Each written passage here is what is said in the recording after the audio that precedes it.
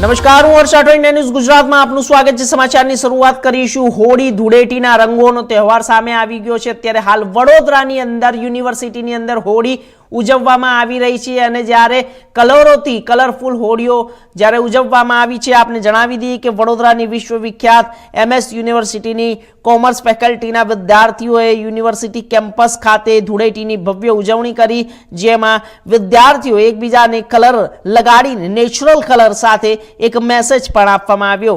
વડોદરાવાસી natural colour વાપરો અને શાંતિથી ધૂળેટીની ઉજવણી કરો। MS યુનિવર્સિટીના કેમ્પસ ખાતે ઉજવણી દરમિયાન વિદ્યાર્થીઓ એકબીજાને રંગ લગાડી ધૂળેટી પર્વની ધામધૂમપૂર્વક ઉજવણી કરવામાં આવી છે।